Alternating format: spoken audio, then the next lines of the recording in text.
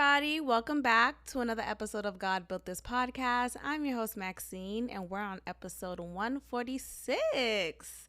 Hello, welcome back, welcome aboard. There's a lot to get into. Let's see how much we could get into for this episode. I do want to address that podcast viral clip that is out right now. I don't think I even want to say the name of the podcast. I don't want to promote it. But not because you know how some people are like, I don't like promoting other people's stuff on my platform. I'm not like that. It's like, I feel like this everyone could eat. But I don't want to promote this podcast in particular because what they have said about Black women and their, for lack of better words, distaste of Black women is just so disparaging, so disgusting that I don't want to promote their podcast. But I'm sure if you're on these internet streets, you may have come across this clip from a podcast of these two men who definitely don't look like they have Black women just all up on them. And this continues with my theory that a lot of times Black men who choose to date outside of their race, right? They're doing it because there are no Black women who are interested in them, right? And now in this particular case, you have these two black men who may feel incredibly insecure for not having a plethora of Black women on their dick and wanting to be with them. So instead of just saying the truth, they are just saying, oh, they're not into Black women, and just continuing with the stereotypes that Black women are given. The stereotypes of we're always loud, we're ratchet, we're ghetto, we're baby mamas, and only that. Just like, the typical trope that is associated with the Black woman stereotype.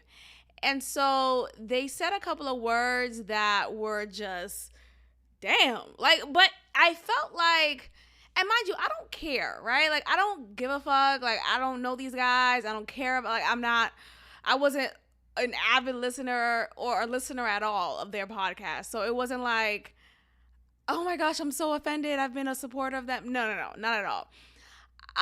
What I do care about, though, is the sudden reaction from Black men who are in the media world, particularly in the podmosphere world, and they are coming out and discouraging this commentary.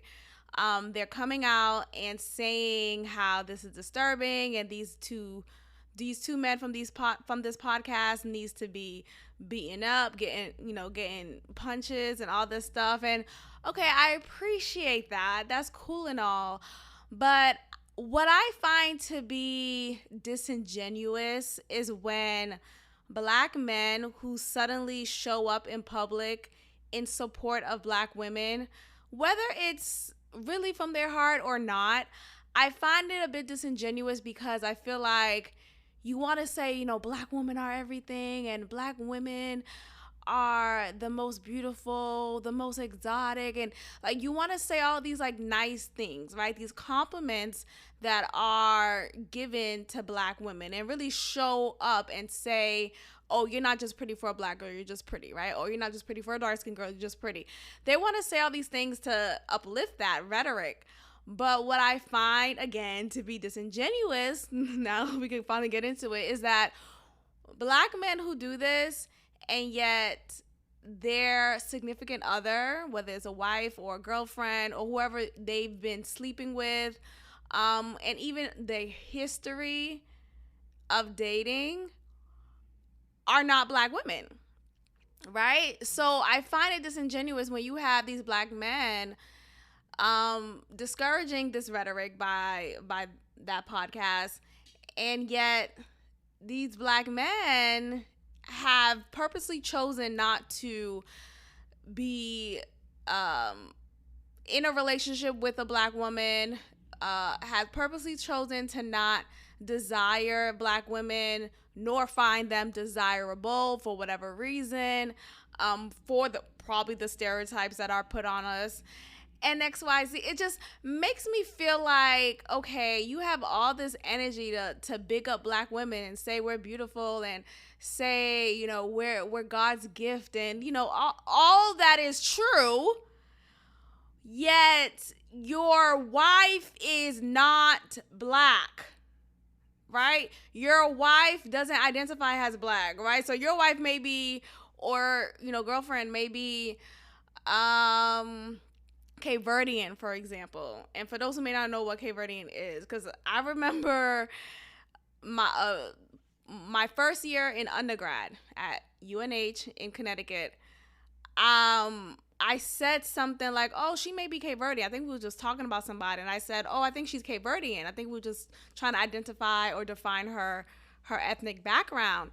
And whoever I was talking to, they was like, wait, what? She's what? I'm like, Cape Verdean. She's like, what's that? And I'm thinking to myself, huh? Like, how you not know what are you talking about? Because, and I found that surprising because growing up in Boston, middle school, high school, elementary school, like I was surrounded by Cape Verdeans. That was the beauty standard that black girls had to live up to in order to be found desirable. They had to look like a Cape Verdean girl. And what I mean by that is the Cape Verdean girls I grew up with were of very lighter skin, almost white skin, curly long hair, like crunchy hair, but it's still not kinky like. They just have this like exotic quote unquote look that boys at that time thought was desirable. And so remember when we talked about this kind of began the whole am I pretty enough insecurity saga I went through growing up as a child. But anyway, I bring this up because Cape Verdeans, the ones who I grew up with in particular, not to say all of them, I don't want to generalize, but it's there for a reason. They don't consider themselves black. They don't consider themselves black. They are from Africa. Like, it is a country in Cape Verde is a country in Africa, but Cape Verdeans in America do not consider themselves black. Okay? So you have a lot of people. You have Dominicans, they don't consider themselves black, but they share the same land, the land of Hispaniola, with Haiti, and Haiti is considered the black side. So you have like these two odds and ends of people who live on the same land but do not correlate. They do not correlate. Even though I'm learning that a lot of the dishes that Haitians make are similar to the dishes that Dominicans make, which is very interesting. And there's this marinade that I put in all of my dishes and all of the meats that I eat and in my rice, everything. It's called Ep.146. And Haitians, you know what this is. This is the only seasoning ever. You know how people have those organizers in the kitchen where they organize their seasoning so pretty and it's very aesthetically pleasing. I love a good organization. But there's a cabinet dedicated to all the seasoning, all the dry seasonings for that cabinet, and it's organized so beautifully. It's like, okay, cool, you got your pepper flakes, you got your paprika, and all those things aren't necessary. I have the staple amount. I'm very much a minimalist. I don't need to have X, Y, and Z just because I need to have X, Y, and Z. I need to have X, Y, and Z because I use those items, therefore I need to have them. Anyway, I bring that up because when you make a piece, that's all the seasoning you need. In addition to maybe the paprika that you have in the cabinet, maybe definitely the salt, the pepper, and that's about it. I put everything from scratch. I don't like garlic like that's already in the jar, or there's garlic flakes or something that's already like you could drop it in like pepper. I don't do that. I make my garlic. No, but I get the garlic bulb and I cut it up every time I make a meal. So yeah, and also I advise you all to not take garlic from a jar because you don't know how long it's been in there, and it's actually not like it's not healthy. Just go fresh. But anyway, APs is all you need. APs is all you need. And APs is a puree of so many ingredients, including green pepper, red pepper, habanero pepper, scallion, onion, garlic, a little bit of oil. And did I say everything? That's about it. Don't kill me, Haitians, if you're listening and I missed something. But those are the main ingredients that you need. You puree it and you store it in a container, put it in the refrigerator, and that is your seasoning for the next few days. I cook pretty often, so I make that marinade. I make the APs again pretty much maybe twice or 3 times a month. And I make a good amount where it fits the jar. And so, I just like when it's fresh, So, and I cook often, so I use that all the time, every time I cook a meal. I bring that up because APs, looking on Instagram, I'm seeing this Dominican girl. She's cooking her meal, preparing her meal, and she's putting this green-like texture thing on her meats and her certain dishes to cook in it with. And so this just tells us how connected we are, but yet as Haitians and the Dominicans, many of us don't fuck with each other because that was not encouraged to do so. Going back to this podcast, I brought that up because you have black men who are quick to say they support black women, they love black women are the most beautiful type of women out here, and yada yada yada yada yada yada. Yet you are still choosing to not see the beauty personally in a black woman enough so that you are interested and focused on pursuing that black woman to be in said relationship. Does that make sense? I say this all because I'm getting, I'm on Reddit. I love to communicate with people. I don't care if you're a bot. But I got called unwell, basically. He didn't say unwell, but I just paraphrase it. What he specifically said, and I'm assuming it's a man, and I'm assuming it's a black man on the other end, or it could be a bot from Russia. I don't know. But I got called unwell when he said, in response to me saying, I find it disingenuous when black men, and I'm talking about a particular group of black men who I listen to, and I'm not going to say that podcast name either because I don't want to put anyone on blast, and I may want to work with this guy. But I think, okay, no, so what I said was, what did I say? Basically, I find it disingenuous. All of these black men, literally all of them on this podcast, I'm talking about a new podcast, their current significant other is not a black woman. So I feel like it just nulls and void whatever argument you're pushing in support of black women. This Redditor responded, was like, I hope you find healing. He said to me, this bot from Russia said to me, I hope you find healing. And I'm like, damn, am I unwell? Is it I who's unwell? But anyway, I think that's just an example of deflection.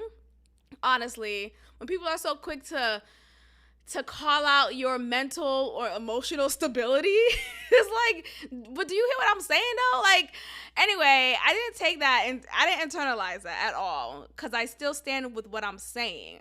I do find it disingenuous. And I think when you have just a plethora of black men, I'm not saying every black man, but a lot of black men who are so into this whole pro-blackism, pro-black way of doing everything and loving everything black woman aesthetic. I could walk into work tomorrow with the hairstyle that I have, the new hairstyle that I have right now, and this hairstyle that I'm wearing right now that I just got is Bantu knots. It's called Bantu knots.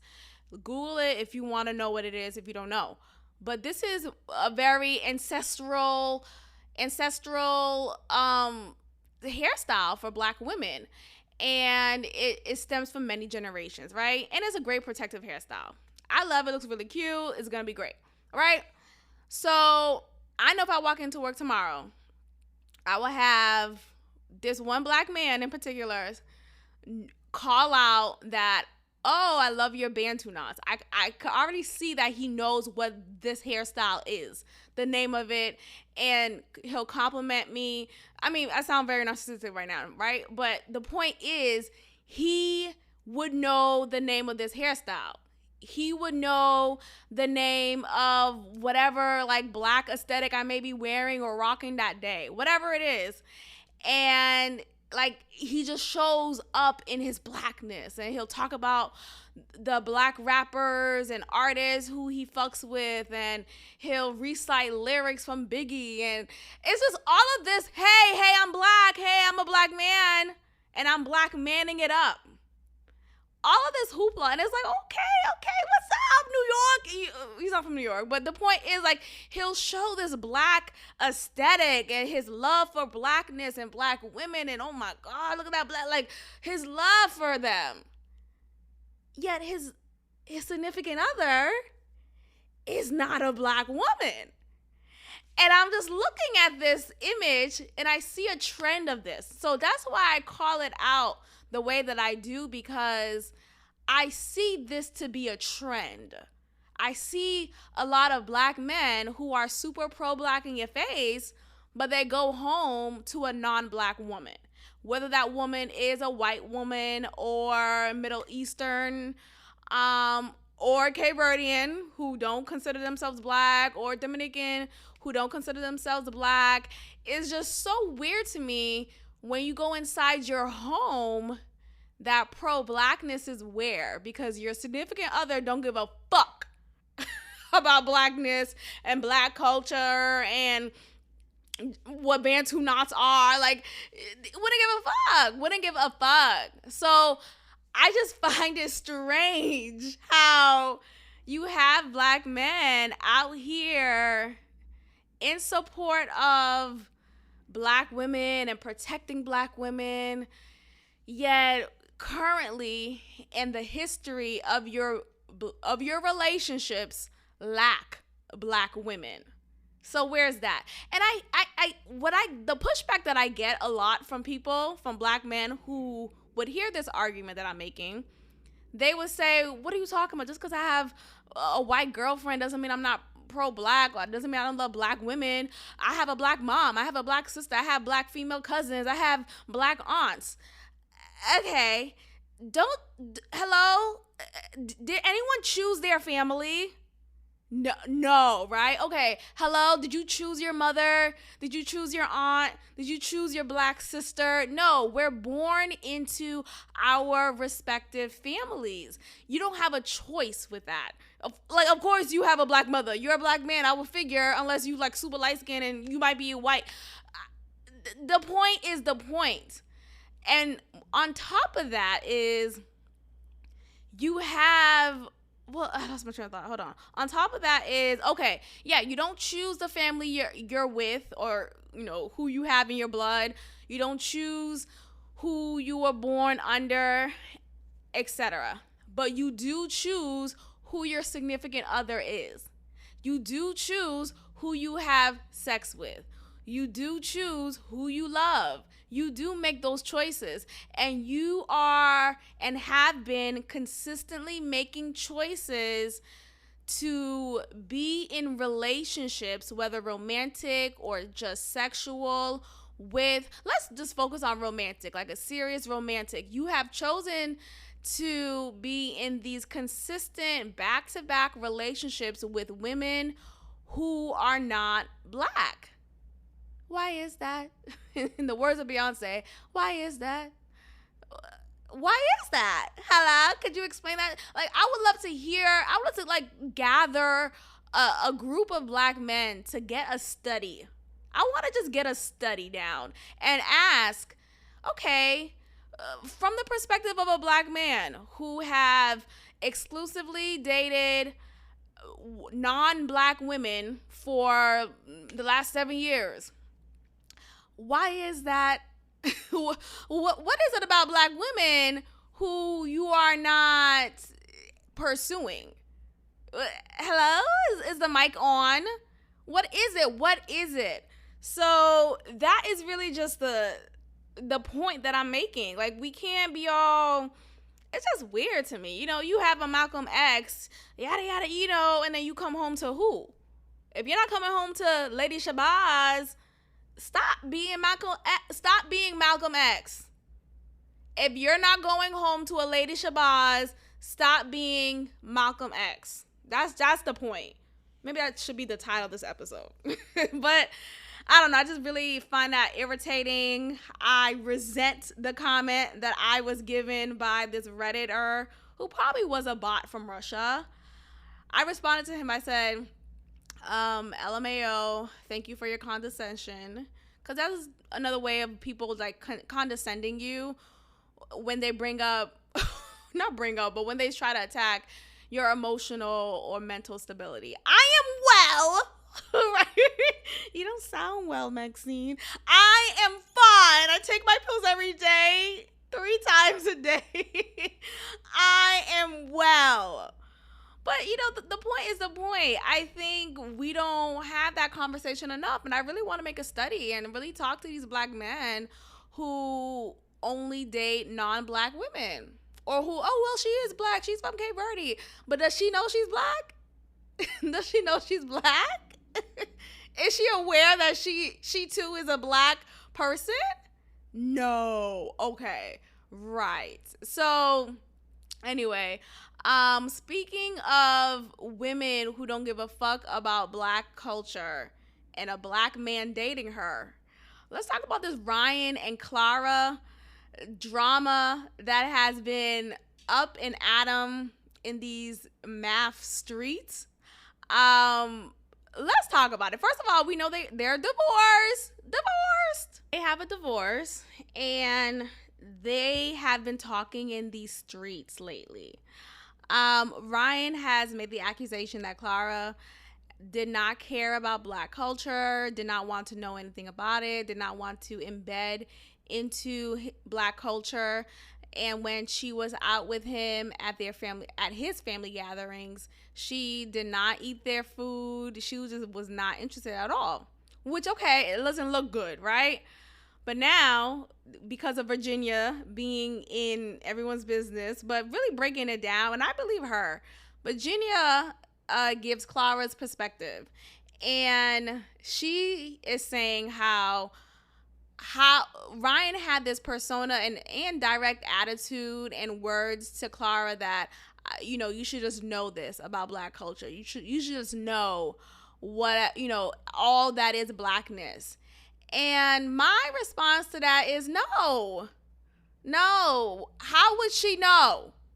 There are some things in the books, right? You know who Dr. Martin Luther King Jr. is. You know who Obama is. The historical black facts. You know that, right? You know slavery is wrong. You know that. But you don't know, the Cupid shuffle, right? You don't know the woo. You probably don't know Teach Me How to Dougie. The black... Okay, sorry, excuse me. I'm back. But like I was saying, you probably don't know the real, do it for the culture type of moments. You don't know what to do when, what's that song? Swag and Surf comes on. And you got to immediately clank up with the person next to you. You probably don't know that when Cash Money Millionaires come on, it's time to grab a wall. You don't know. And the only way she would know, Ryan, let me tell you the only way she would know, if she was a black woman, right? Unless she was a Rachel Dolezal. But other than that, if she was a black woman, then she would know. So to put this pressure upon this white one. Look, I'm not trying to cape for her. I'm not trying to cape for white women, not at all. But in this situation, I feel like Clara is definitely in the right here.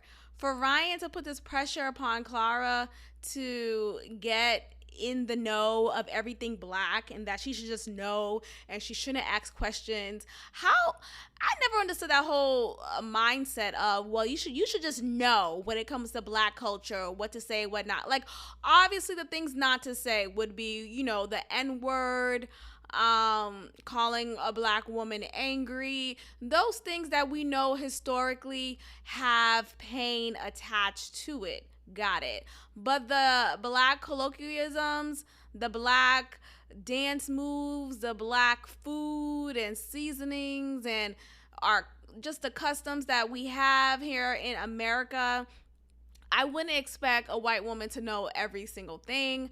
I wouldn't expect for her to just immediately know how to just be in the mix.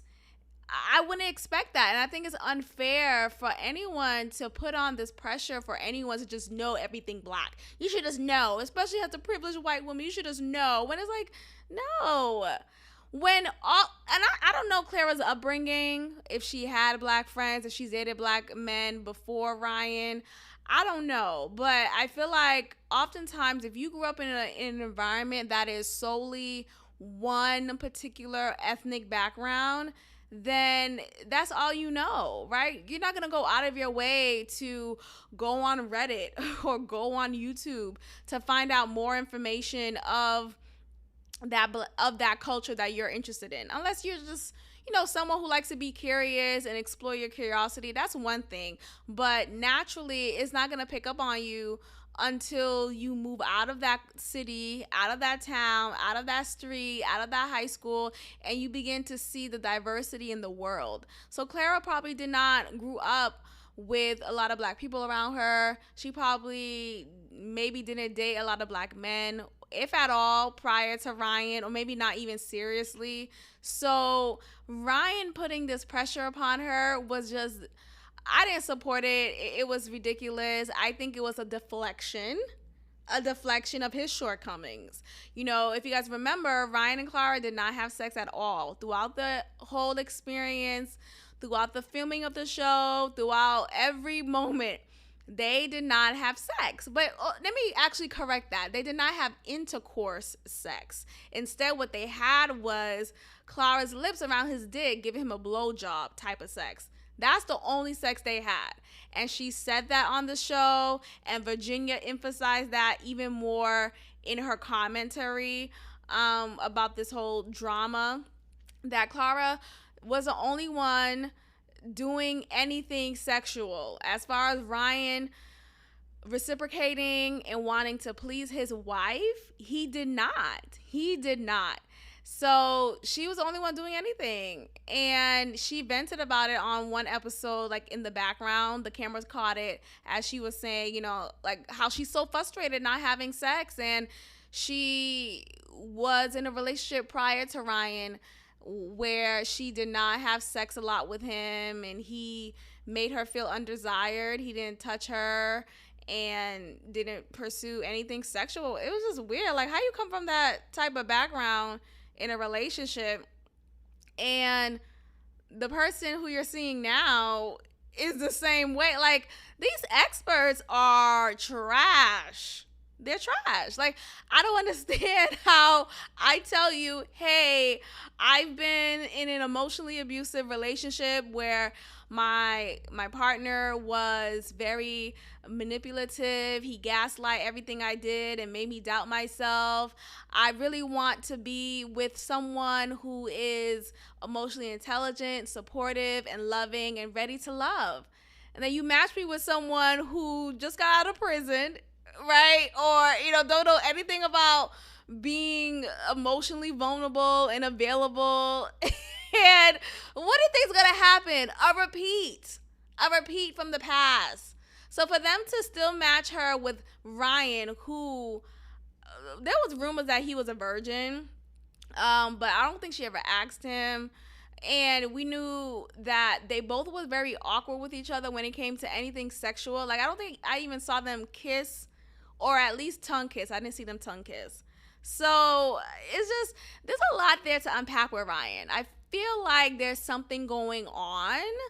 And I feel like, honestly, if a man only wants you to blowjob him and that's all he requires, like he's not trying to eat you out, you know, put it in, let me just put it in real quick. He's not doing any of that.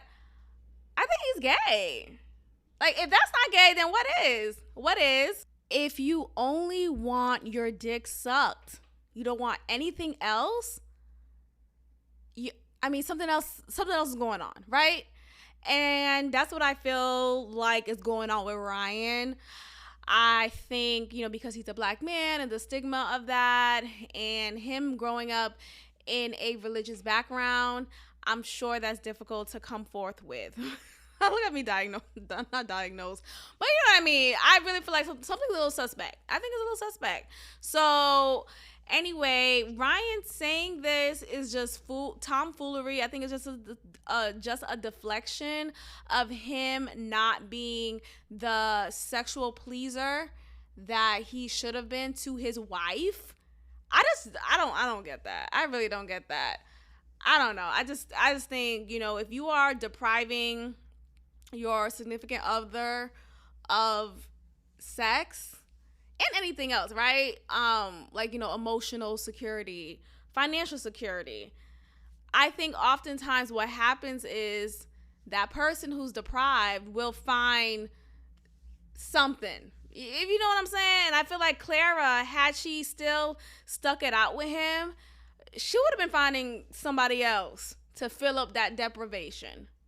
She would have. So for Ryan to put this it just sucks, because I wish he would have been more honest with himself, really, and just be like, you know what, I didn't fulfill my parts and duty as a husband, because that is, I think sometimes the expectation is that the wife is supposed to be sexual and always want sex and always please her husband.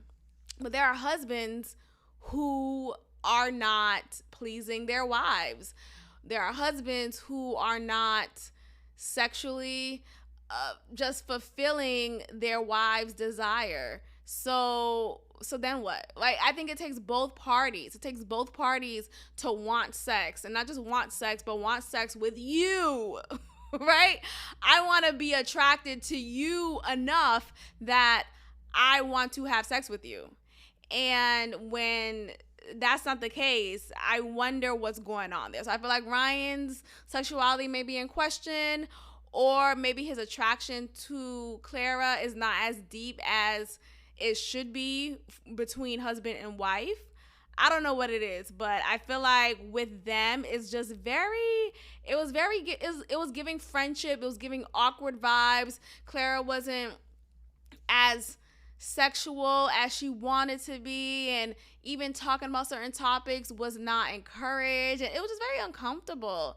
So it just made me feel like, yeah, this is not a relationship, a marriage that could last long. Let's just say that it just can't last long. I just don't see it. So I'm not surprised that they got a divorce, and even this drama coming out. I think it's unfortunate that Ryan is making it out that Clara is the bad one here. And I think with the world that we're living in right now, white women, white men are on icy waters, okay? And look, again, I'm not caping for either one of them. But it's hard out here for a Karen. It's hard out here for a Tom, Rick, a Morty. And, it is what it is. It's your time now. I don't feel bad about that. What I don't like, though, is the constant overusing of the race card when it's not applicable. Clara is not a racist. Not any point in the show did I get racist vibes or tones from her. Even with Virginia, I get Virginia was kind of, but I'm not quick to call a white person a racist. I'm really not. And I understand racism comes in different forms, right? It doesn't have to be overt. It could be very subtle. It could be very just gaslighting you type of racism. But I don't see that at all. And I did not see that at all with Clara, with Virginia.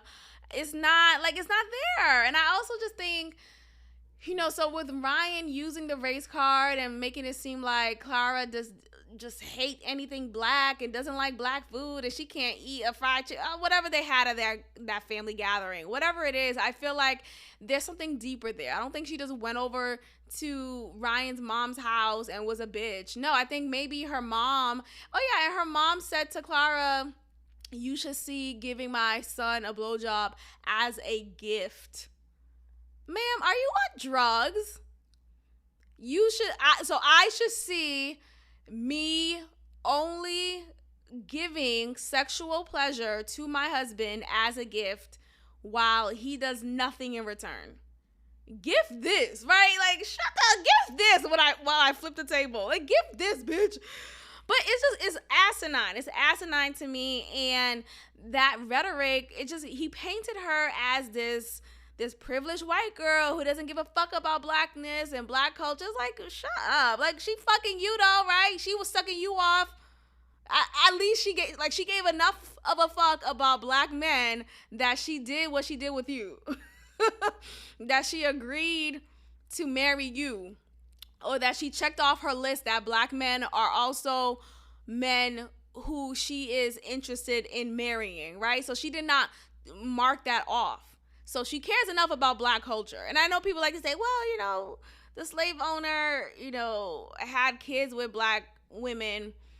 Doesn't mean he loved black women. I get that, but I also feel like it does at the same time. I think that argument is not as strong as people make it out to be. I think it's just overall, if I, people be like, oh, well, I have a black friend. How can I be racist? I think sometimes that is a strong argument. I do. Hey, you do have a black friend. I would say that. How could I be racist? I am friends with someone who you would think I'm hateful towards. I'm friends with someone, I'm sleeping with someone who you would think I'm hateful towards, when no, in all actuality, I find her desirable, right? If I'm a white man and I date a black woman, okay, maybe it could be borderline fetishism, but I think there is some truth behind that. I don't think when people say, I have a black friend, I can't be racist, I don't think that's always the wrong thing to say. That's all I'm saying. But yeah, Ryan exclusively requested white women when he signed up for this show. He exclusively mentioned that. And at the beginning of the process, the contestants fill out a form, talk about their sexual orientation, who they desire in a mate. They can't, pick and create the mate of their dreams, but they could describe enough of what they want their spouse to be and look like. And Ryan exclusively said, white women only. It's gonna be the white women only for me. That's what he exclusively said. So for him to get on his high horse and say Clara didn't give a fuck about black culture and she was borderline racist, I'm not trying to say racist, but I'm, you know what I mean. He was saying it without saying it. I think it's unfair, it's uncalled for. And instead of expecting a white woman to know black culture here in America, he should just date a black woman. Oh, he can't? Right, because he's corny. This continues my theory and my narrative that black men who choose not to date black women are not doing it because of choice. They're doing it because the black women do not want them and don't find them desirable, don't find them at all attractive, don't find them to be, a nigga. They just are corny black men. They just are corny black men. Corny black men. So going back to the podcast that I didn't reference, but I described what they said about black women, these two black male hosts, one, he's very dark-skinned, and he said a comment, as well as the other hosts, both of them, but one of them is a very dark-skinned black man, and he said he doesn't like the Night Riders. That's what he said, right? Dark horse? No, he said Night Riders in reference to black women and how we look. He used that slur, really. At this point, that's a slur. But he said that in description of black women, and it's just so weird to me because, nigga, you're coal. You are charcoal. You are the color of my stove. Yet you're calling black women night horses or night riders. That's what he said. Night riders. Is everybody okay? It's just like it's a flat out example in your face of how corny this black man is, because it's literally the pot calling the kettle black. It literally is. And the other co-host, a black man, he's a black man, but not born in America. Black man, not he doesn't have like the roots in America. He's actually from Sudan, which yes is a country in Africa. And you would think, oh well, we're all black, you know. It's different. It's totally different. There is a disconnect between black Americans and non-black Americans. So whether that's black people from Haiti, black people from Sudan, from Ghana, from Nigeria, we don't like, and I'm saying we because it's interesting. I kind of fall in both categories, right? I was born in America, but I grew up in the Haitian culture. My parents were born and raised in Haiti, immigrated to the States. And so I know like the best of both worlds in a sense. And I know how many foreigners viewed black Americans. And there was a lot of stereotypes. Like those who are Haitian know what I'm talking about. We will call, or we'll hear our parents call these black Americans, you know, walking down the street or whenever we see them at night, or if they're dressed in a very gangster-like fashion, pants super low, butt hanging out, not their butt, but you know, their drawers hanging out. We'll call them, or we'll hear our parents call them a vagabond, which is literally what it means, vagabond. I didn't realize that was an actual same sounding and same spelling word in both languages. But yeah, we will call them a vagabond. And it just, you know, it just means a thug. This, you know, someone ghetto. Look at this vagabond. And so that was the continued description that many foreigners, that many Haitians, especially Haitian elders, viewed black Americans. So we immediately had this negative mindset until you have a good black American experience. It's so weird to me because, like, my dad, when he was working, he's retired now, thank God. But when he was working, he had a black female coworker who was a black American, and like they became good friends. Like throughout the years of them working at the same company, they had a strong standing with each other. And I think that really proved to my dad, oh, you know, not all black Americans are vagabonds.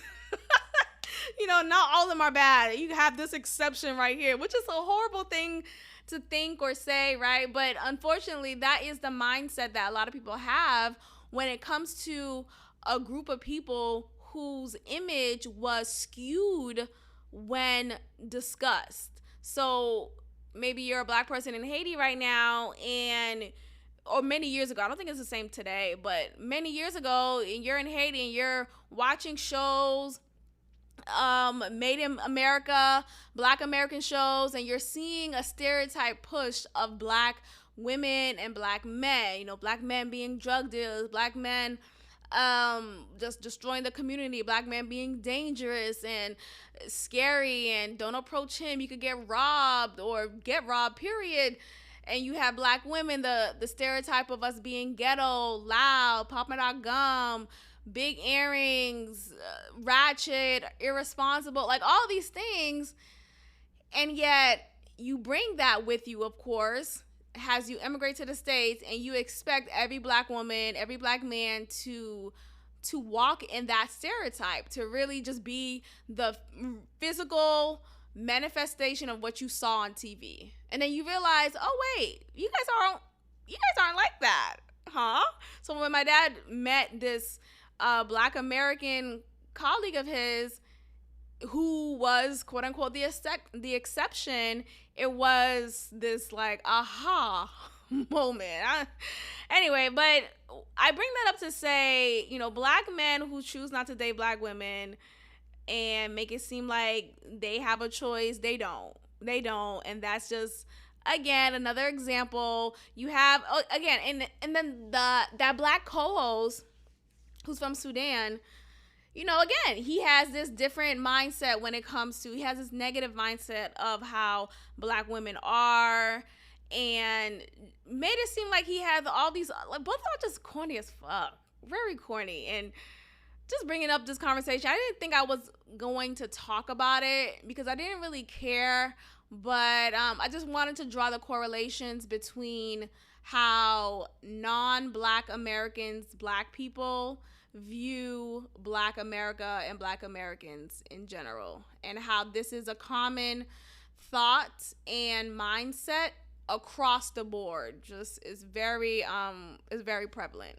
All right, so I want to get into the danger in going down the conspiracy theory road, taking a left, going on the right side of the road, stopping at the stop sign, still going straight, green light, green light.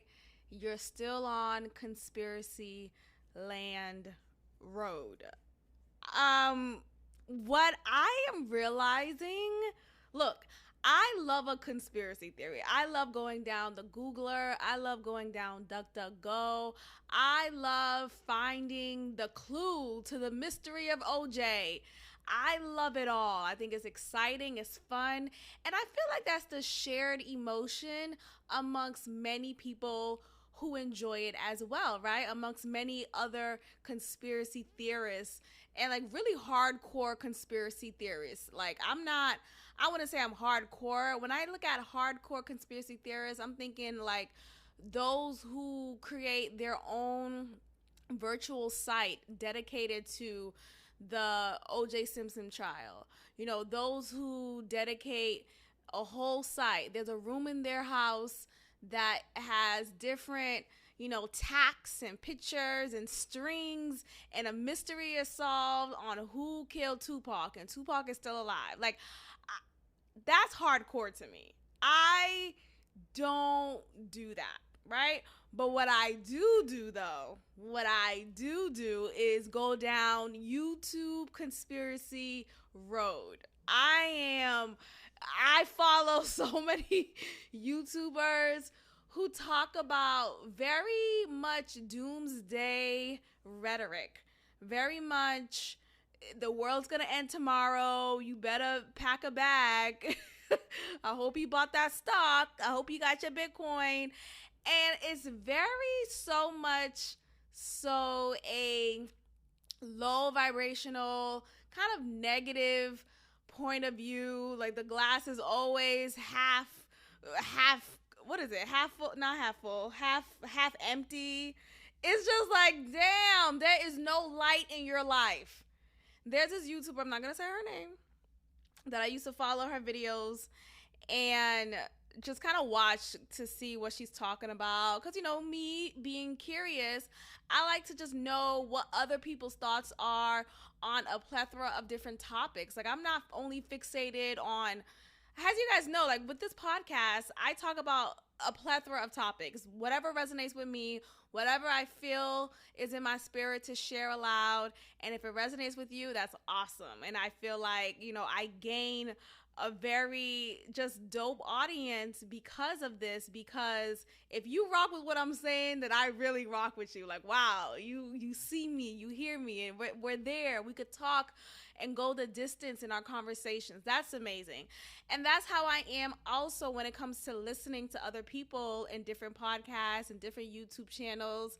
So this is one YouTuber who I decided not to follow or watch her videos anymore. I haven't watched her videos in probably like a month. And the reason why I decided not to anymore is because it was very much doomsday, and every tone in her videos was angry. It was just angry, like she fit the whole stereotype of angry black woman trope. And I shouldn't say this, I'm a black woman. I get it. But like, she was always yelling and just upset. And she'll do it with a smile, and she's swearing all the time. It was just like, oh my God. I'm like, what's wrong now? What's wrong today? Like, I'm trying to have a good day, or I had a good day and I want to unwind. I don't want to watch this girl talking about they're killing people. There's zombies in your backyard. There's zombies in your backyard. Like, you know what? If the zombies are not bothering me at this point, I just want to watch Real Housewives. Speaking of that, I gotta catch up on Real Housewives of Salt Lake City because my God, today I can't stand Jen Shaw, but I gotta see what's going on with that last episode. But yeah, like I feel like certain videos, whether it's certain videos that is fixated on conspiracy theories, and again, I feel like there needs to be another word for it because I understand the dismissiveness when it comes to that term conspiracy theory and oh, you're a conspiracy theorist, and it's very dismissive. Like, shut the fuck up. Like, I'm actually telling the truth, right? So I hear you, I feel you, I am one of you, so don't feel attacked if you are a fellow conspiracy theorist. I'm not trying to attack you. I just think sometimes when it comes to conspiracy theories, there is a thin line between debunking or unpacking what the government is trying to speak to us or tell us, questioning the media, not believing the status quo or not falling into the agenda. Like, I think there's a thin line between doing that, right, and having your own mind and not being controlled by other people or other entities. And there's the other spectrum is being downright paranoid. Being so paranoid that everyone around you works for the CIA. Everyone around you is listening in on you and is going to report you to Kim Jong-un. Which, look, I get it. I feel like if I were living in North Korea, then I wouldn't even have the mindset that I have now. I feel like I would have been so... considering if I grew up in North Korea and was already conditioned in the North Korean way of living, I wouldn't even think that there's another way to life. So it would have been just like a natural thing. Like, oh, of course, the guy at the coffee shop heard what I said and reported me to Kim Jong-un. And now I have to spend a week in this imprisonment camp. Like, that's just what it is, right?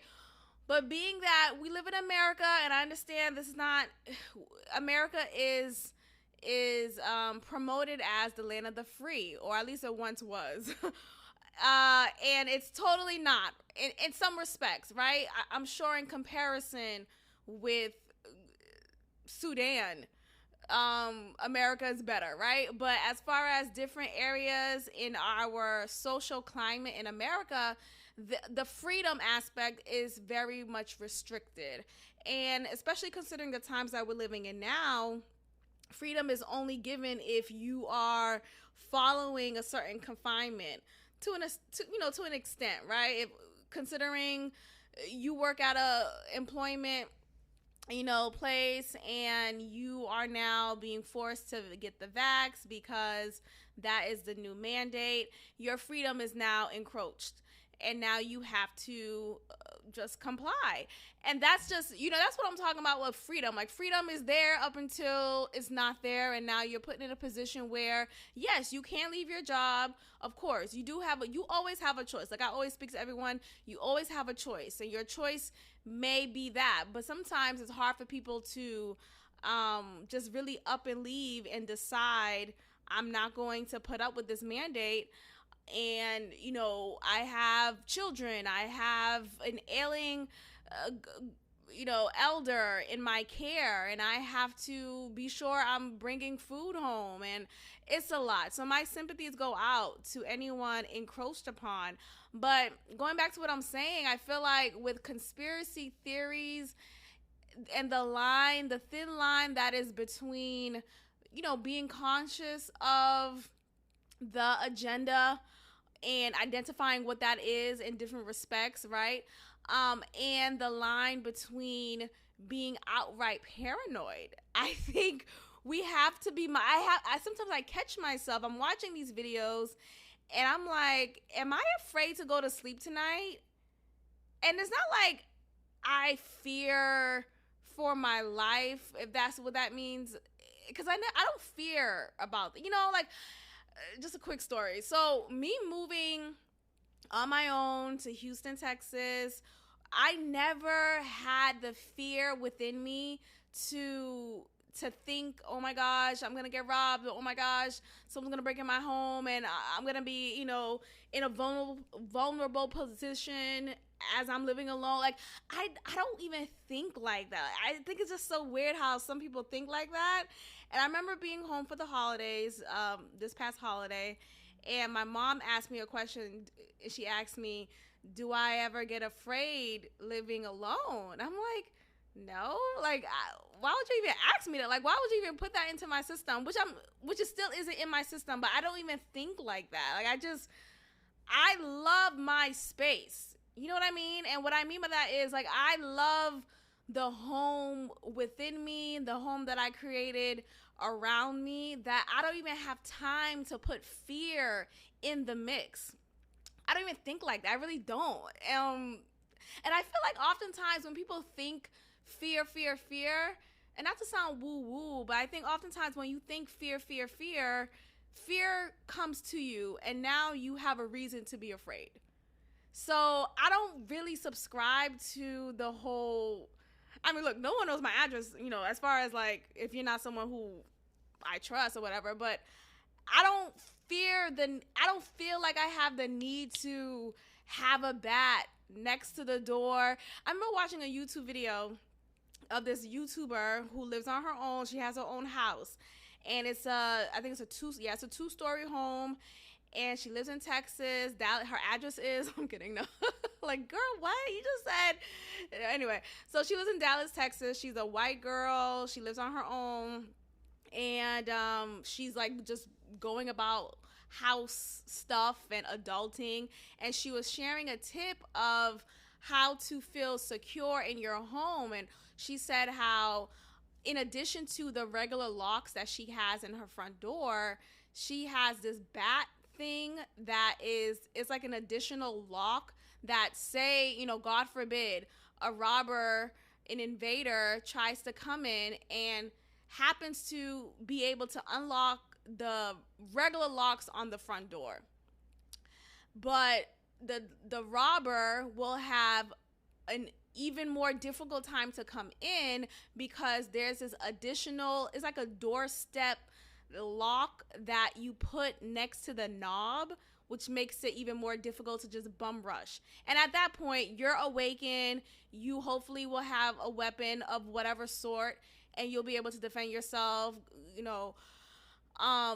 until the cops come. But when she was saying this, it was like, okay, cool, thanks for the fee. What? I don't even think like that. I really, maybe am I being naive? I just don't subscribe to that thinking. And yes, of course, you should, I guess, prepare. But I don't know. I feel like when you prepare for something, you're awaiting for that something. You see what I'm saying? Like, I'm going to prepare for danger because danger is coming tomorrow, God forbid. Yeah, I'm going to prepare, and I don't want to prepare. I'm not making room for that. I'm not making room to be robbed. And so I'm going to have this. And of course, I'm hearing some people say, I'm hearing the words right. I'm hearing your thoughts right now. But Maxine, people who get robbed, people who get raped, people who get violated don't prepare for it. It happened. I know. This is me telling you I know, okay? What I'm saying in addition to that is, sometimes when you always think of the negative will come to you. And maybe you just got to wake up and see that, and get to that point spiritually. But I really just don't even bother to think like that. That's just how I am.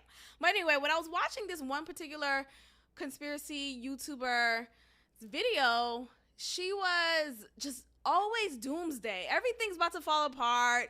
It's heyday outside. Zombies are out. Pigs are flying. Things are gone. What you thought is real is not. Which, look, in some respects, what you think is real is not. There are some instances when it's like, I feel that. I get that, right? You have men becoming women, and those men are now seen, those trans women are now seen as women of the year, and they're winning swimming competitions, which is a whole different my god. I mean, it's in alignment with what I'm saying, but that's also like you never would have thought that this could happen 30, 40, 50 years ago, but now it's just a thing of normalcy. So I understand the rhetoric of things are not what you thought they would be, and things are not what they seem. You know, you may be talking to a man today and he's not what anyway, I don't want to make this like, you know, insensitive to, you know, to trans people, but the point of what I'm saying is the conspiracies, when it gets to doom and gloom, I'm gonna have to go. I'm gonna have to go, Joe. I'm gonna have to. We did it, Joe. It's over. The door is closed. Like, I'm gonna have to go. I'm gonna have to go. I feel like there's a time to realize and sit with yourself and think, you know what? Let me just go ahead and turn off this TV. This is too much. It's too much for my spirit. It's putting this requested fear into my spirit. And you know, I already don't have fear in me. Like, I don't have fear in me. I don't fear. Not, you know, and not in those like extreme instances. So when I'm watching these conspiracy or that particular YouTuber's conspiracy theories videos, I'm just like, yeah, this is not good for my spirit. And I think, yes, you should be mindful of just protecting yourself. I get that. But, you know, remember when Y2K happened? And people really believed that it was going to be the end of the world. And maybe in some regards it is, right? Maybe there was a different dimension introduced to us and we didn't know. And who knows? I was super young at that time. And I was not all, you know, freshly into the whole world of Y2K.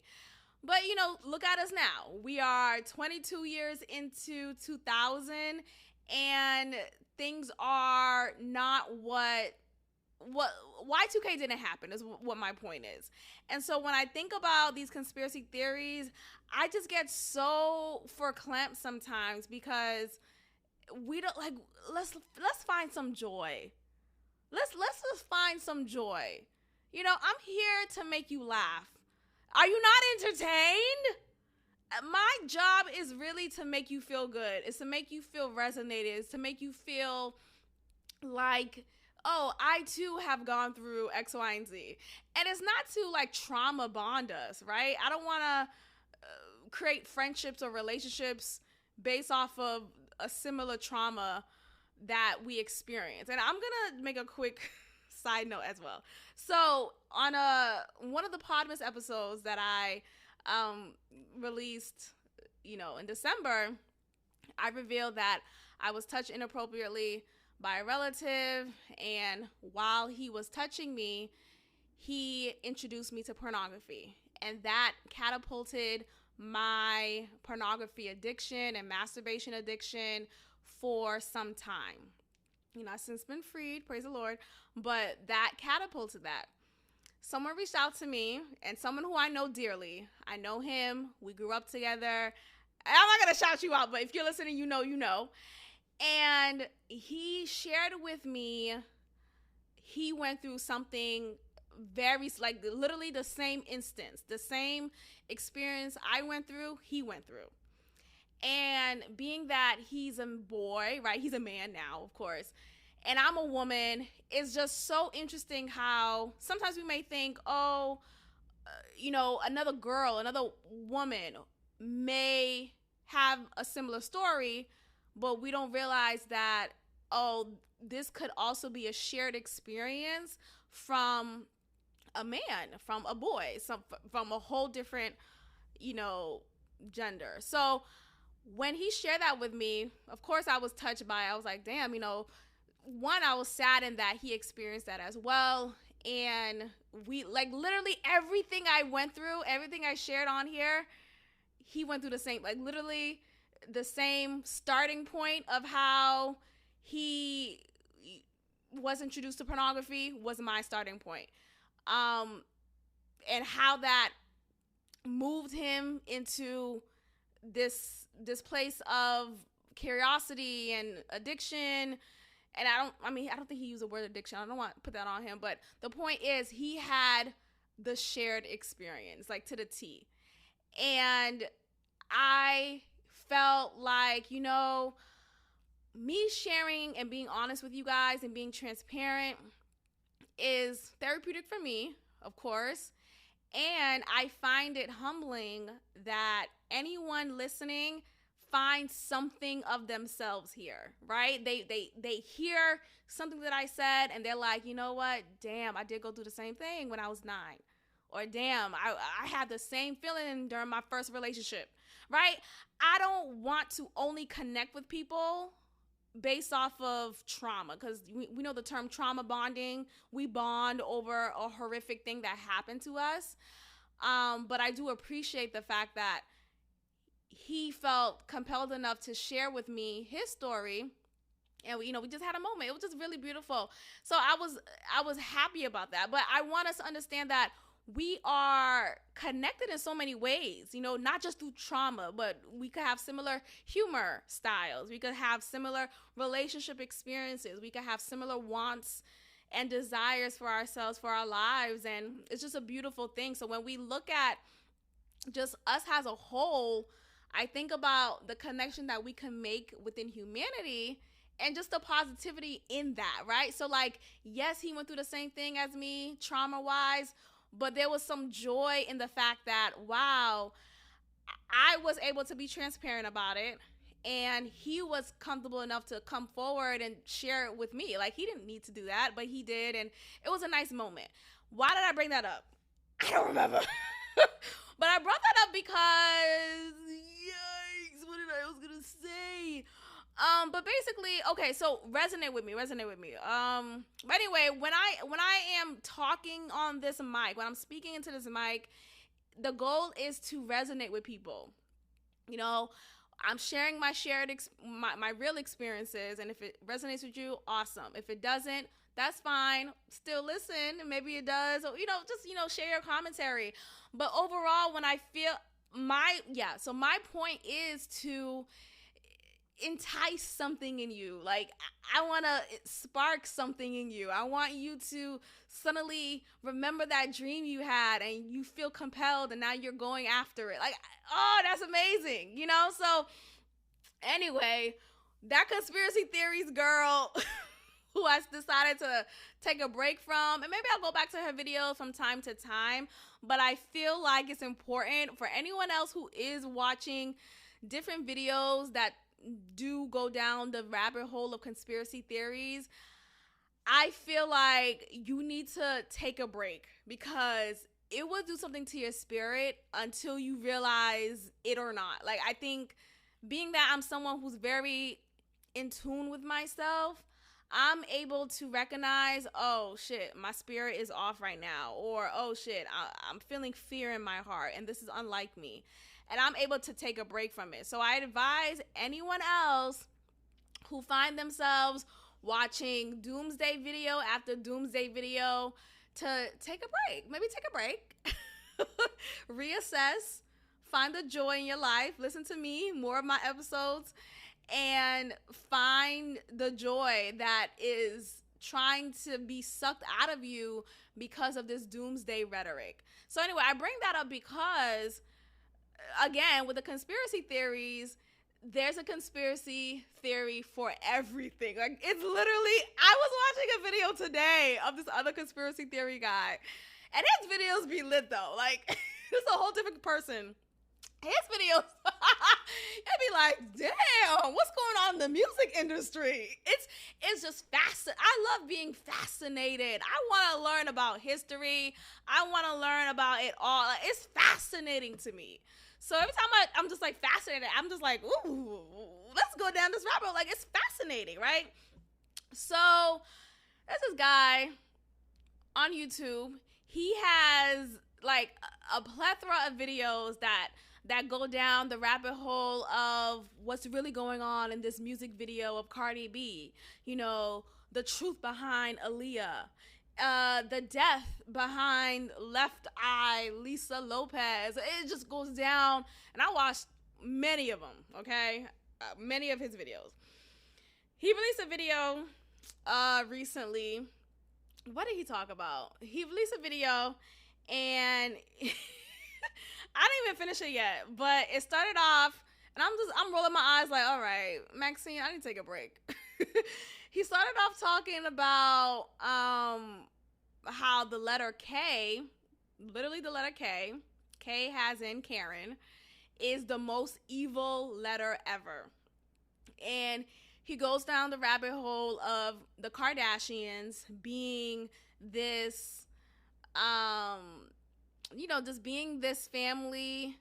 And he claims that they're a family of witches, and that all the men who have been in their lives romantically have now ruined lives, right? Their lives are over, their careers over, everything that they ever worked hard for is now in the shits. So it goes down to Reggie Bush, Lamar Odom, Kanye, Bruce Jenner when she was Bruce. And that goes behind the fact that the letter K is the most evil letter. And it's like, what the fuck are you talking about? Like, sometimes you gotta look at these conspiracy theories face and say, what the fuck are you talking about? What are you talking? Okay, what you talking about? And maybe I'm not woke enough. Maybe it's me. Maybe I'm just not there yet. Maybe I haven't awoken to that awakening. Like, I'm just not enlightened yet. But relax, my G. Right? Relax. Can you go take a pill? Can you go to sleep? Maybe you're awoke. Maybe you're woke too much. But it's just too much. How is the letter K the most evil letter in the world, or in the alphabet? How? Why are letters even evil? Why are there even letters that are considered evil? What are you talking about? God, it's just like, what are you fucking talking about? I never heard of that. Again, maybe I'm just not there yet, and I'll just eventually get there if I need to. But I just roll my eyes like, oh, okay, here we go. And so he goes down the rabbit hole of pictures of Khloe Kardashian and how, and look, if you're a conspiracy, like, look, I don't have a video component yet to this podcast, but I'm going to describe, I'm literally doing the hand gesture, right? Maybe I should stop. I don't know what's going, what spiritually is going to happen. But there's this hand gesture that people will find celebrities make in pictures. And maybe it's a coincidence, which I feel like sometimes it could be, but it's kind of like, it's the hand gesture that's like rock and roll, that hand gesture. So just type in rock and roll or Illuminati hand gestures, you know what I'm talking about. And apparently a lot of conspiracy theories, or all of them, believe that is a demonic gesture. It's close to the Baphomet. And look, I believe Baphomet, that's in the Bible. Like, I believe that, trust. But I feel like it's so easy to, like, it's very convenient to find any celebrity, literally anybody, doing that gesture, and he's using that to defend his case of how, look, that's why Khloe Kardashian is evil. Look at the hand gesture. And what is, like, she just came from the club and she's drunk and she just took this picture. Like, I don't feel like it was this intentional thing. But maybe, then again, when you're working in the dark side, you are well versed enough to demonstrate your agenda in a way that's slick, right? Look, so again, I am open to being wrong. I just feel like sometimes it's just doing too much. How is the letter K the most evil letter? If you could answer that question for me, please send me a DM at God Built This Pod on Instagram. But other than that, like, can we stop? Enough. Another thing. So Bob Saget passed away just abruptly at the tender age of 65, I believe he is, or was. Very young. Like, I think that's young. And he was found in a hotel in Orlando, and there was nothing to really determine his cause of death. There was no foul play reported. There was no drug use reported. So it was just like, okay, he just fucking died. Like, what?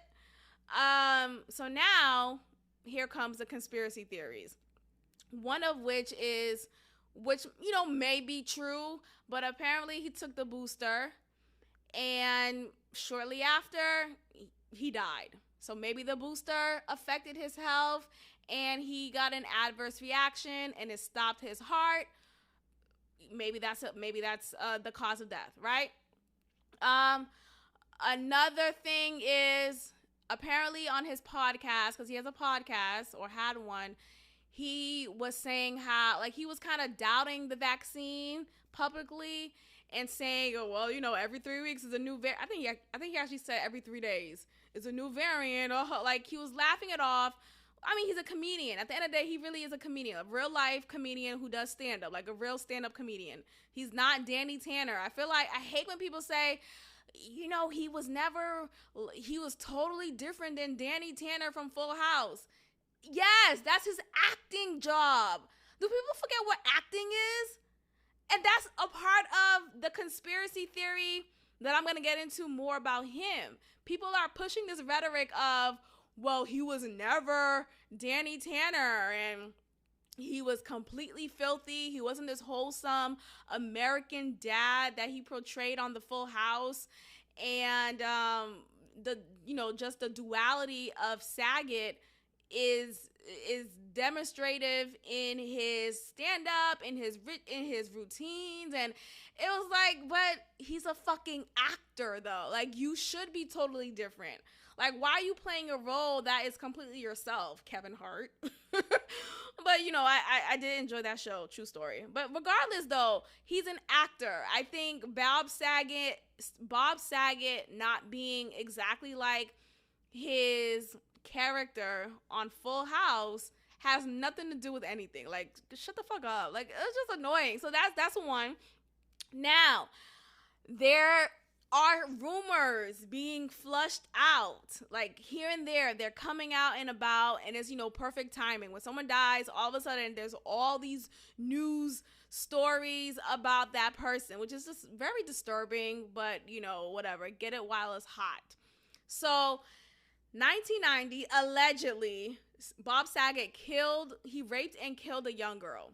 We don't know who that young girl is. We don't know the name of that young girl, the race, the gender, where it happened, how it happened. We don't know the family of it was just this random rumor that came out of nowhere with no details at all. Then rumors of him molesting Mary Kay and Ashley, the Olsen twins who starred in Full House.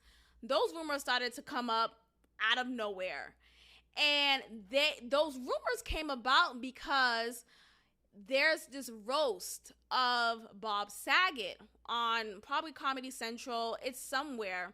It premiered on TV many years ago. I don't know if it's many. I probably want to say 2016. It wasn't too long ago. I'm sure you could find some clips of it on YouTube.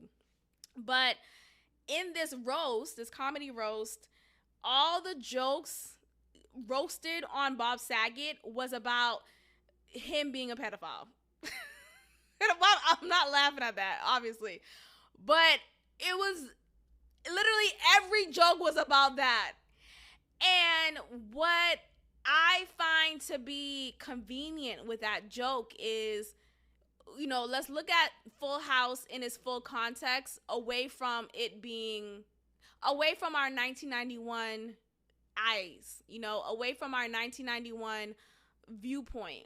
We got to look at it in 2022 and see it as you have 3 men raising only girls in a house with no women until, Uncle Jesse married his wife.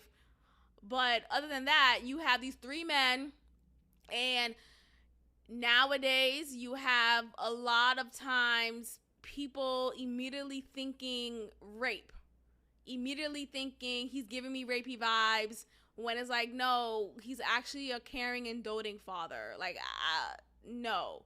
So it's easy and it's convenient to give that give that light because of the context of the show. So it was just a lazy, convenient joke that they all built upon to use against him in the roast.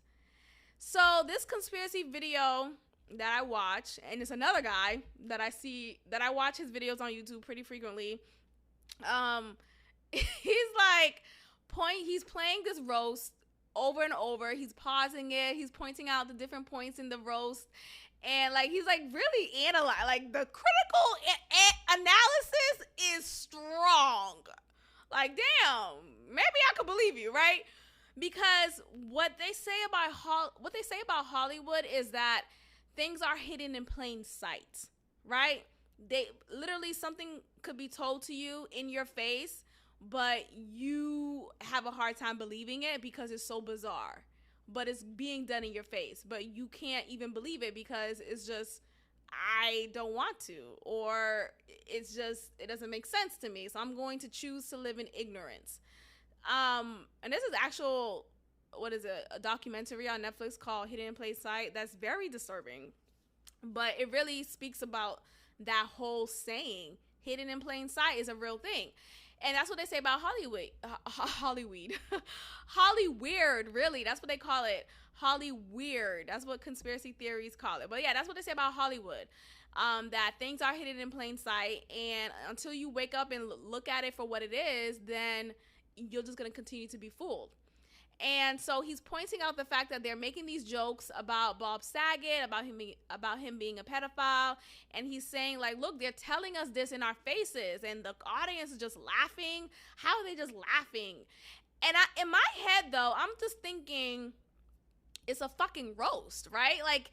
It's a joke, and I honestly feel like everything is free to joke about in comedy land. I don't find any way or any rhyme or reason to say, oh no, that's off limits.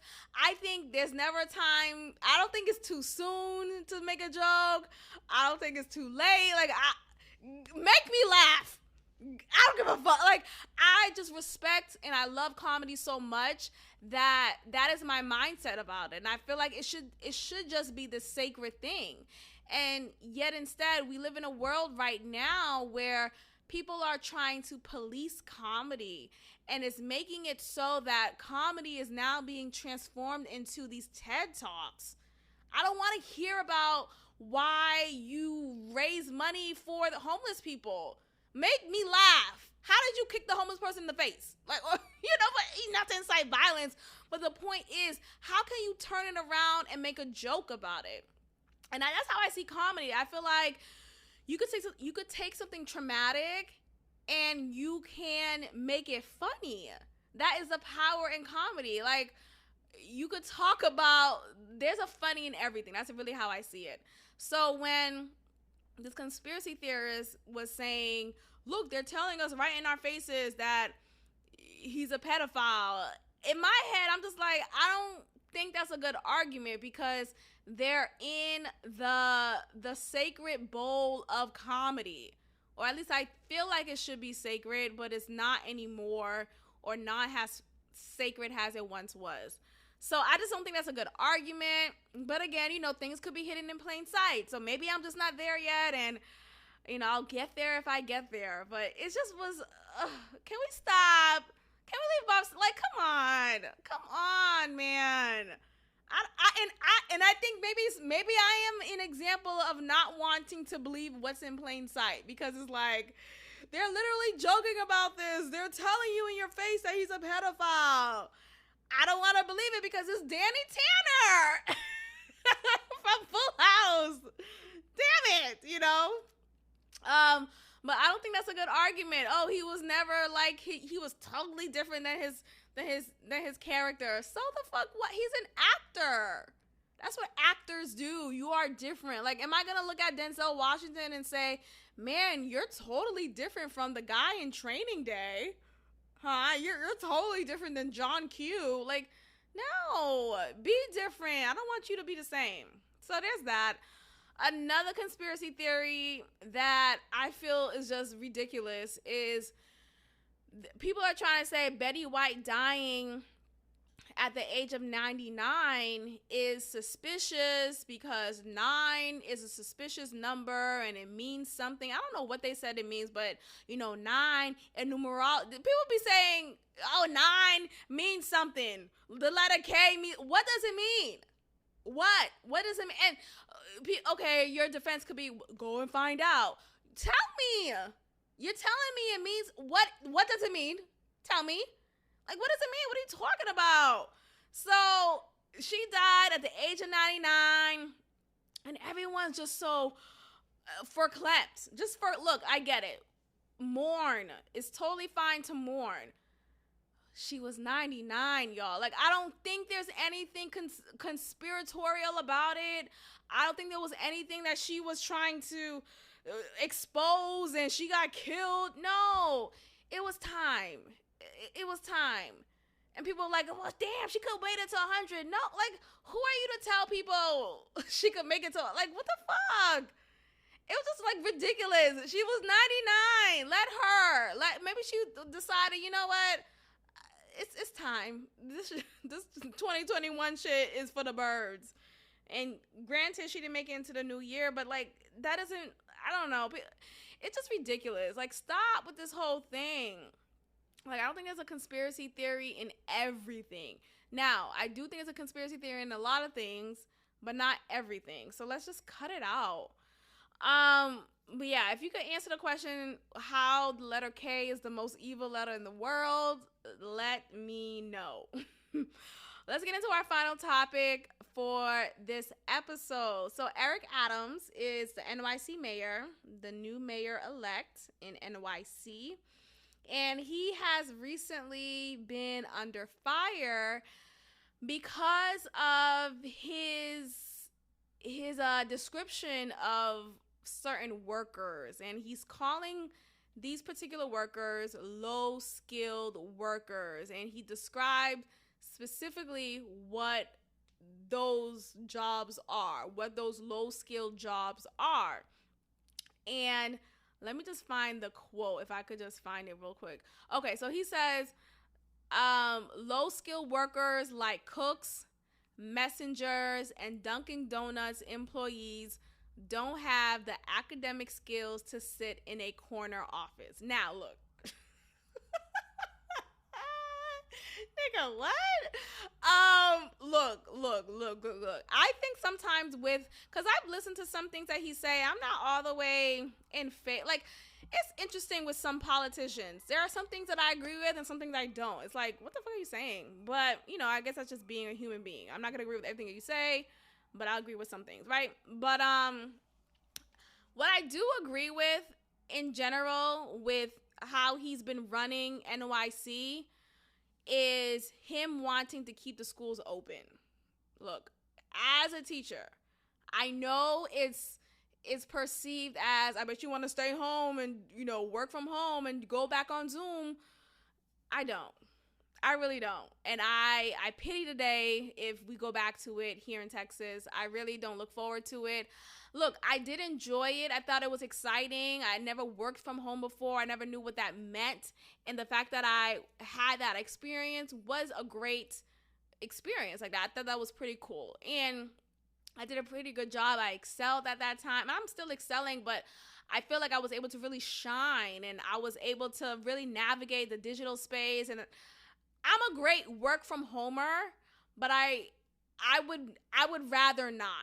For the most part, maybe once a week, twice a week max, I could have a work from home situation. That's fine. But I appreciate the routine of getting up, showering, getting ready for the day, going out, getting to try. Like, I maybe I'm just so used to that routine that I don't like any other way. But I do like the human in-person interactions. I do like the presence of some of my students, but I do like the presence of all my students. I do like the connection and the vibe and just the frequency that we all have in the classroom that is not at all present when we're virtual. Like, there's a difference there. So there's that. And a lot of students in my experience,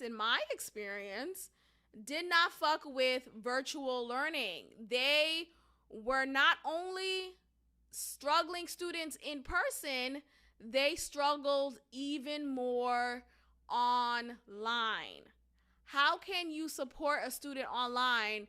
It like there's a disconnect, and a lot of students, people don't recognize that kids, these are still kids that I work with, high schoolers, they still need human interaction. You need that to grow. You need that to adjust into the world that we're living in. You need that to learn social skills. You need it.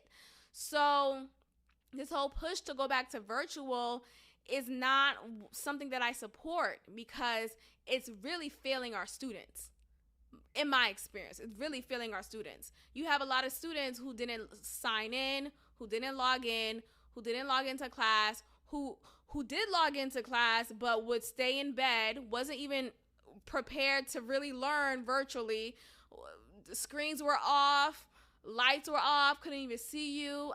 You know how many times I had to stop the lesson and say, Fitzpatrick, I don't have a Fitzpatrick in my class, so I'm just saying a random name, but Fitzpatrick, turn the light on, and you have to turn the light on. I'm not going to continue the lesson, and I had to wait until he turned the light on. And he finally did, but the fact that I had to fucking do that is ridiculous. Not in 2022. I'm not doing that in 2022. Okay, Fitzpatrick, I'm not doing that. So there's that. I'm seeing your mom in the background making eggs, and I'm seeing her thighs. I don't want to anymore. I don't want to do this anymore. So that was frustrating. And then think about the students who are struggling because of their special needs, that need special support, that need in-person support, that can't really be supported if they're at home. Like, how are you accommodating to them? You're not. And yet still students are being requested to be considered special needs. And it's like, but how though? This whole situation is special needs. It's just, everything's fake. It's fake. It's deceptive. So anyway, I do not support it. So I do appreciate Eric Adams wanting for schools to stay open in New York, and him saying also that we have to just live with COVID. Like, it is just going to be what it is. And hopefully with more politicians like him in place, in power, with that similar rhetoric of us just accepting COVID as another flu and another cold, then the hysteria and the fear-mongering around COVID can finally stop. It could finally end today. So that's what I really appreciate by Eric Adams. But anyway, going back to this comment, low-skilled workers like cooks, messengers, and Dunkin' Donuts employees don't have the academic skills to sit in a corner office. I mean, is he wrong?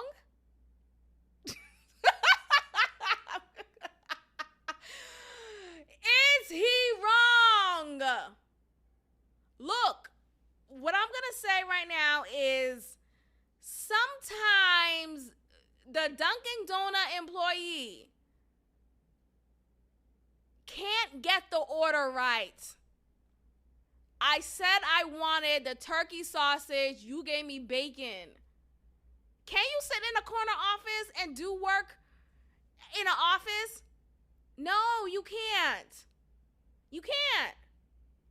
Is he wrong? Like, sometimes those who are not as academically strong go for more of the lower, quote unquote, ends type of work. And I'm not shitting on cooks and, I don't know, what's a messenger? Is this 1984? 1914 at that? Like, you talk about the newspaper boy? Like, what is he talking about, Eric Adams? Sometimes I get him. Sometimes I'm just like, what? Can you run it back?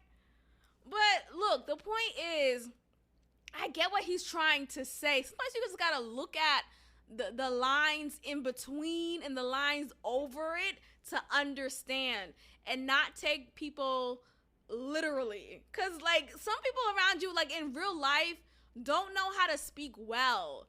And you just have to take a moment and reflect on their words and create your own understanding. But look, I don't think he meant any ill will. I think he's just saying that there are some differences in the range of jobs, right? Like, you can't compare a doctor to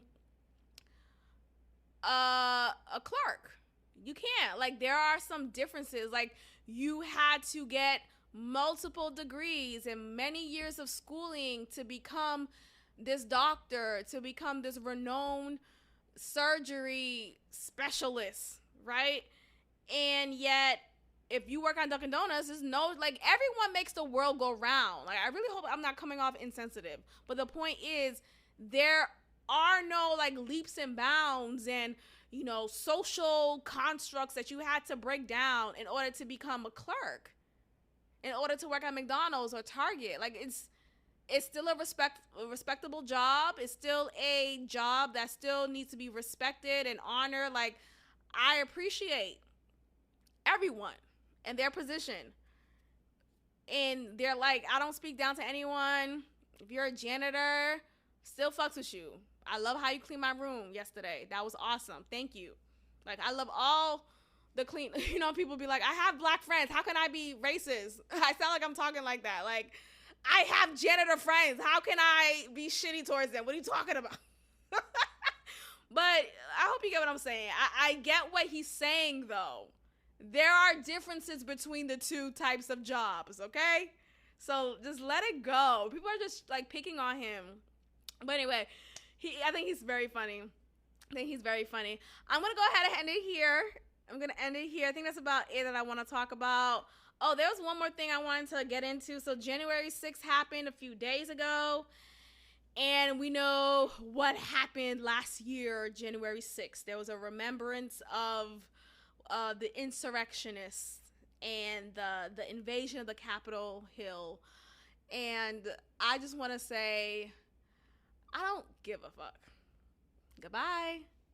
Thank you for tuning in to another episode of God Built This Podcast with your host, Maxine. Be sure to leave a review, give me 5 stars, and of course, subscribe. Also, follow God Built This Podcast on Instagram at God Built This Pod. God bless.